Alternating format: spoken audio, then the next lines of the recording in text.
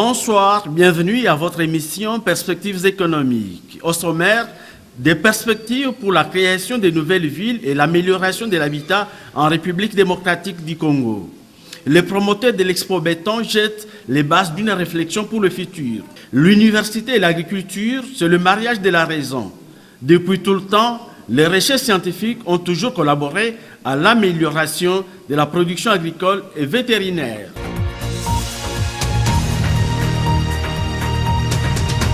La deuxième édition de l'Expo Béton sera consacrée à l'habitat, aux nouvelles cités et aux infrastructures. Aujourd'hui plus qu'hier, les matériaux de construction, notamment le ciment, sont disponibles pour lancer de gros travaux dans le secteur de l'habitat.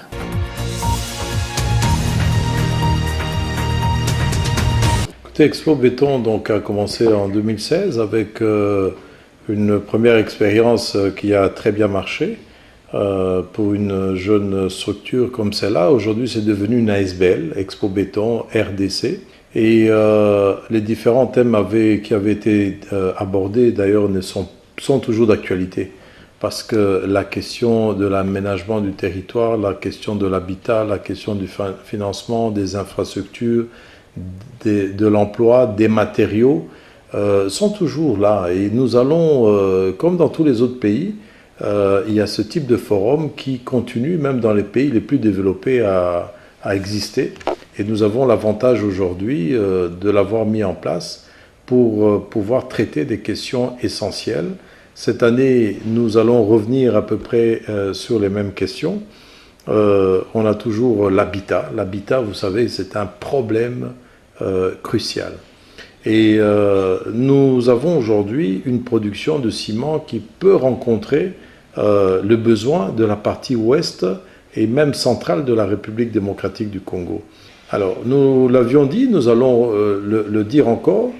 Quel est le programme qui a été mis en place? Et il ne faut pas qu'on se substitue non plus Expo Béton au programme. Il y a des programmes qui existent déjà, mais nous aurions pensé et nous aurions voulu que le gouvernement, sachant que les industries de ciment étaient en train de se mettre en place, qu'on ait aussi des programmes conséquents. Le programme d'habitat.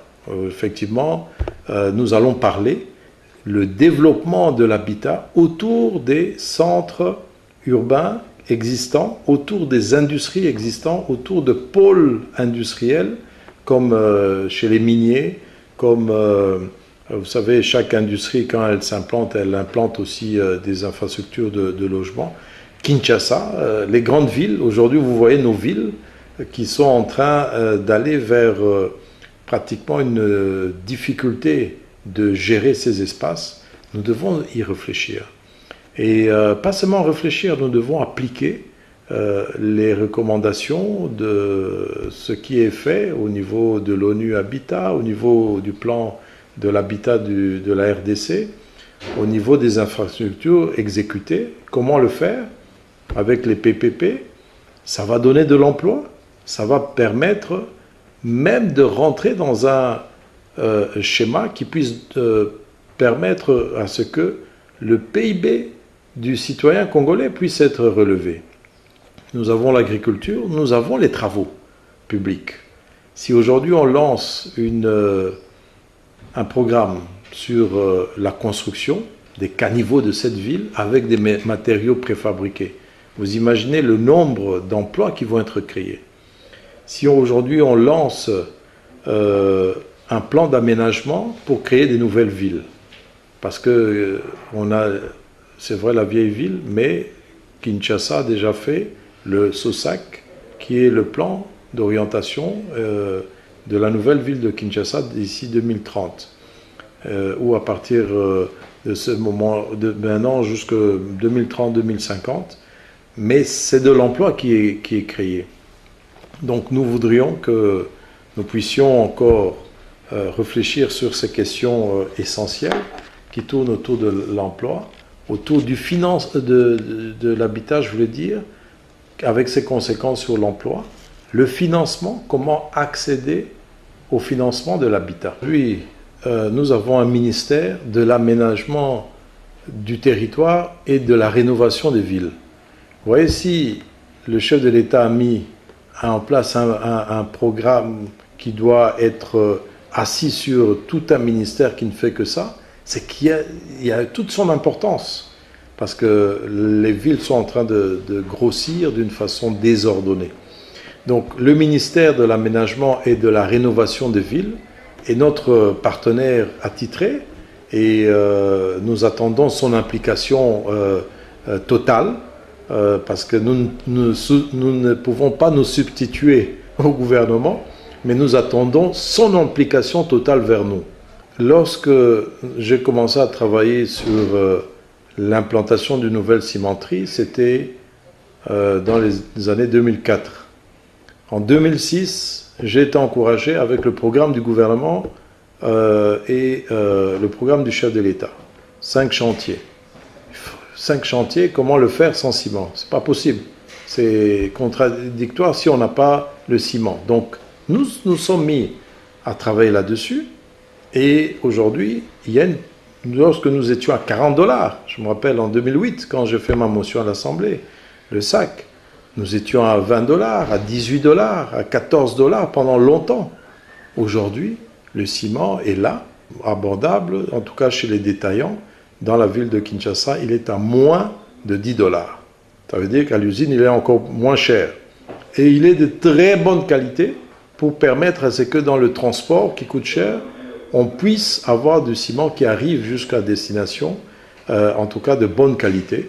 Et aujourd'hui, il y en a à Kisangani, il y en a tout le long des fleuves, des routes, etc. La quantité est plus que suffisante d'ailleurs. C'est plutôt le marché et les grands projets qui manquent aujourd'hui.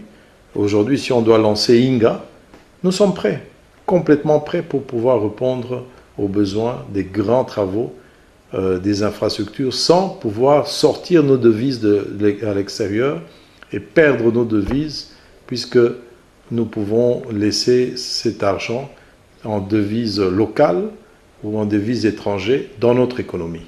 Est-ce que tout le pays est servi? Non, la partie Est, non. Mais par exemple, nous arrivons aujourd'hui jusqu'à Kisangani au centre, au nord, dans l'Équateur. Il y a maintenant, avec la route qui s'ouvre jusque vers Chikapa, Kananga, maintenant il faut la route vers Mbujimai. Mais à partir de Kisangani, en tout cas, tous les alentours sont desservis jusqu'à Iziro, Buta, Kindu, à partir d'ici. Mais c'est trop loin, parce que normalement, le ciment ne peut pas faire plus que 5 km. 500 km, je voulais dire. Sinon, il devient trop cher, le transport. Quand vous payez votre ciment à Kisangani, ça, là, plus de 60%, ça représente le coût du transport, ce qui est beaucoup trop cher. Donc, nous voulons être encouragés par rapport à la première expérience. Pourquoi pas passer à une deuxième réalisation, mais pour autant que les problèmes que nous rencontrons aujourd'hui puissent être résolus. En disant que c'est le gouvernement a permis à ce que cette usine puisse s'implanter de la façon la plus aisée, que vraiment il n'y a eu aucun frein. C'est un des exemples d'une réalisation de 300 millions de dollars qui a été fait, comme je l'ai dit toujours fièrement pour la RDC, sans avoir jamais donné $1 à quelqu'un. Donc c'est quand même un bel exemple.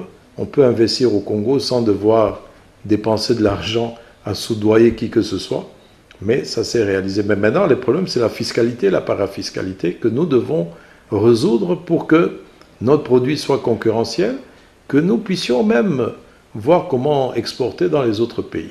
Moi-même, vous savez, avec ma longue expérience d'homme public à l'Assemblée, gouverneur, président de la FEC, des associations patronales, nous apportons ce que nous devons faire, en tout cas comme idée, et nous saluons cette révolution fiscale. C'est le vrai terme que le chef de l'État utilise, la révolution fiscale, pour pouvoir changer tout ce système. Parce qu'aujourd'hui, il n'est pas viable pour une entreprise de pouvoir fonctionner suivant la fiscalité qu'il y a.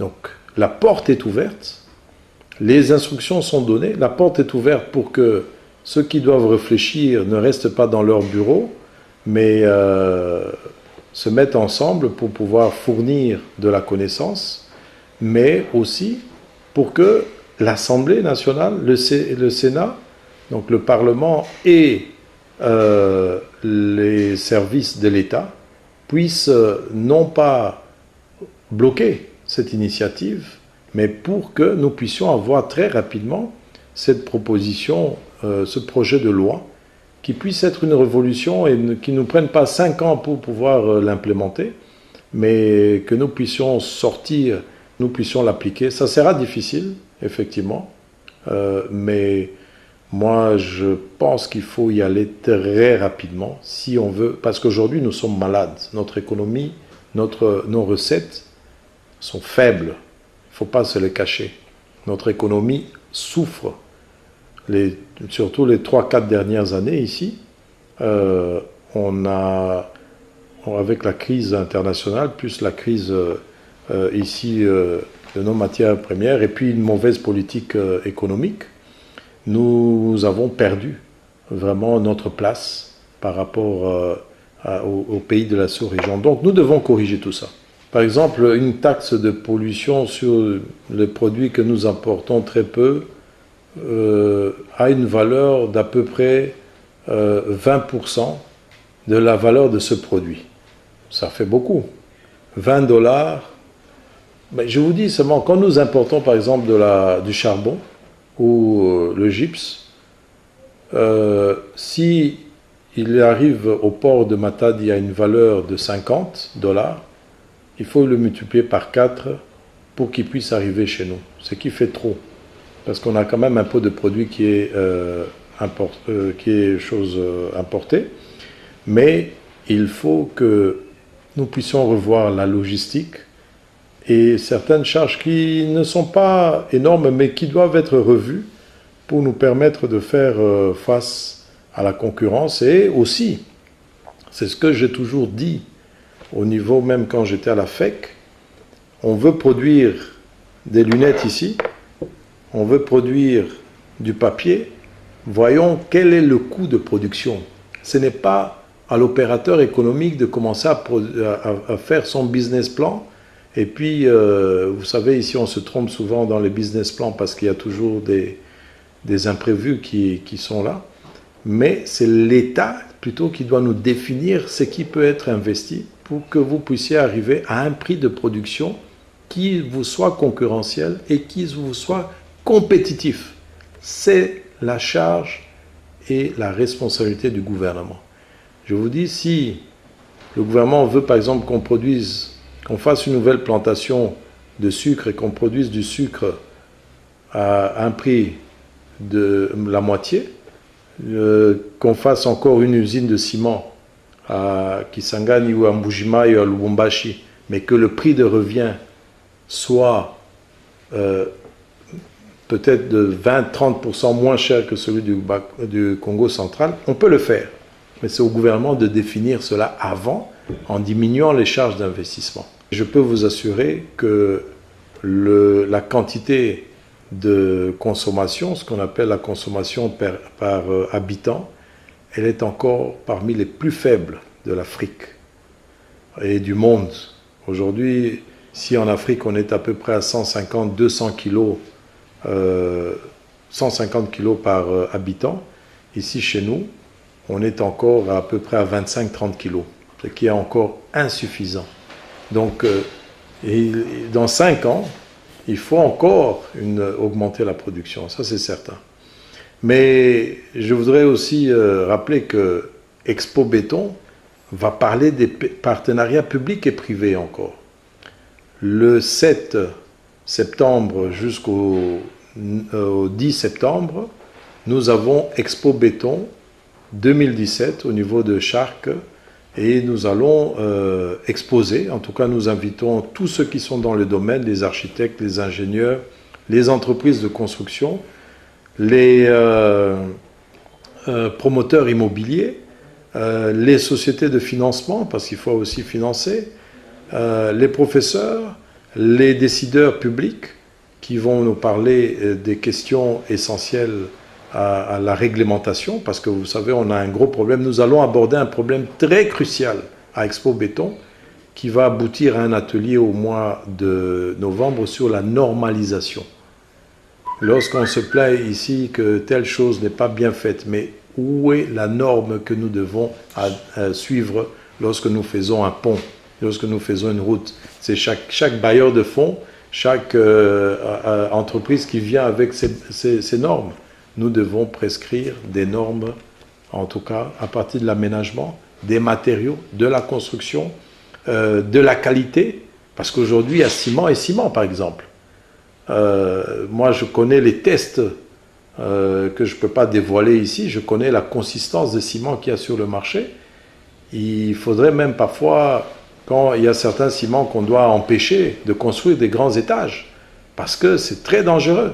Mais l'OCC teste peut-être le ciment à la sortie, mais n'est pas encore outillé pour savoir si le ciment est bon. Il n'est pas encore outillé. Nous n'avons pas encore un système de suivi pour aller voir si le ciment utilisé est en train de faire des bons matériaux, si le bâtiment va rester 100 ans ou 15 ans. Effectivement, on a un problème dans notre système et structuration financière en RDC. Il n'y a pas assez de moyens, mais nous devons être innovants. Nous pouvons créer, l'idée la dernière fois était de créer un fonds de l'habitat, en attendant de créer une banque de l'habitat.